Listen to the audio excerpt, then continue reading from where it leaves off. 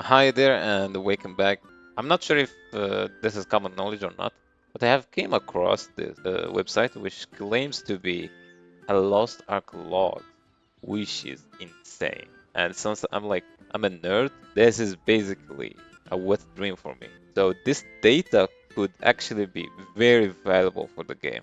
And they know that a lot of people are against lost ark logs and they don't want anything to do with DPS meters and stuff because it encourages gatekeeping. But in the other side, I don't think, for example, this type of stuff is gonna encourage gatekeeping because with gatekeeping, it's another problem and it has many variables. Some people would gatekeep roster level. Some people would gatekeep, for example, eye level alone. Some people would gatekeep title. They would just look at your titles. Some people would gatekeep just your name or how your character looks like. There's a lot of type of gatekeeping. I don't think uh, DPS data or DPS meter data is gonna affect how a class perform in being accepted into raid. Because let's take me as an example. I am a deathblade player. I would always take a gunlaser. For example, here this chart is saying that Ashura State or Breaker is performing one of the best performing classes in the game for this raid. I'm not gonna take a Breaker. If I see a Breaker and the Gun Lancer, even if the Breaker is higher eye level than the Gun Lancer, I'm gonna take the Gun Lancer because as a Deathblade player, especially Surge player, I value a Gun Lancer more than a Breaker. So there is there's a lot of talk when it comes to gatekeeping. I don't think this type of content is gonna encourage gatekeeping, but actually it's just gonna help the basically community and the players to basically know which classes are performing the best and which are not. And who knows, maybe if this becomes widely accepted, developers will start showing love to the weak classes or the weak engravings. Because, for example, I have been absent for a whole year from the game, and I came back, and Pistoler is still performing very badly. Uh, like Machinist still performing very badly in raid, and I think these type of classes deserve at least some love at some point. Like Sharpshooter as well is still performing very bad. Look at that, Loyal Companion is at the bottom. I think they deserve some love, to be honest. Especially after a year? You're telling me a whole year you didn't buff them or give them just like one time to shine for the whole year? That's ridiculous. I think this is gonna help the game more than encourage gatekeeping. So now let me explain to you how this chart works. First of all, I know some of you would say this data could be there's a lot of variables. It might not be accurate. The website claims that duplicate runs are removed. It also claims that runs with no support are removed, so only runs with support are accounted. It also claims that runs like bus runs are not there, like AFK runs not there. Like it's already removing a lot of stuff that could make the data inaccurate. And this is my favorite thing is that it gives you the exact eye level of the player sample. So let me explain how this works. So the numbers here are the player size or the player sample. For example, this data was based on 406 gravity training players.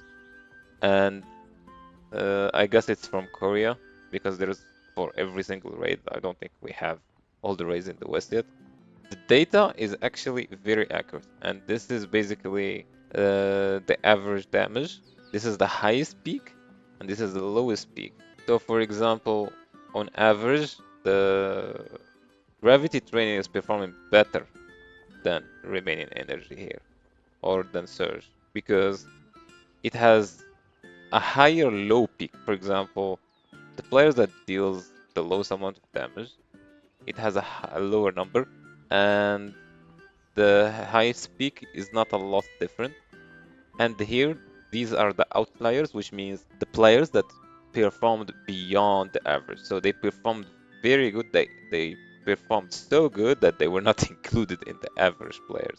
And this is crazy. Look, who is this? This is Asura State. The fact that someone managed to perform here is insane to me.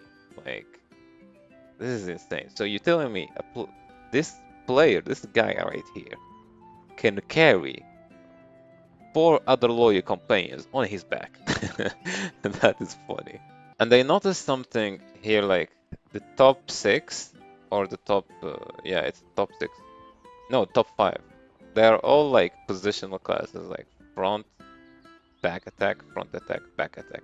So I guess Frog is just weak against entropy, basically. Just entropy users. But then Deathblow is an entropy user and it's performing bad. I remember when Deathblow used to be broken. What happened to it? Deathblow players are... The middle is still not bad, to be honest. So this is interesting. And now we can go to another, for example, let's go to a Kanhar. So this is a good part, is that it shows you the gates as well. So this is gate 1, this is gate 2, this is gate 3. So uh, so here we have Surge again. I'm seeing a lot of repetitiveness here.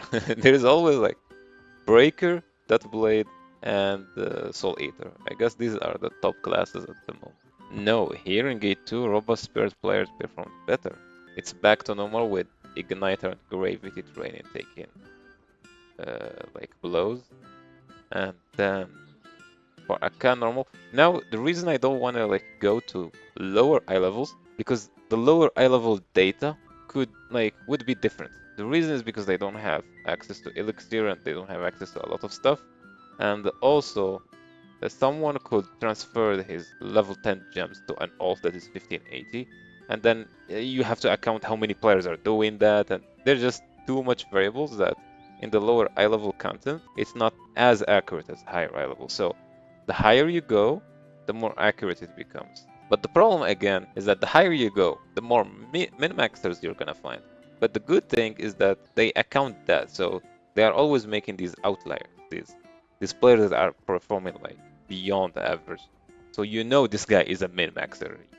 You can't just be here performing better than the average player at the same eye level just because you're that good. Like, because the gap is too big for it to be just a skill gap. So the case character must be min-maxed to oblivion. So this is actually some interesting data.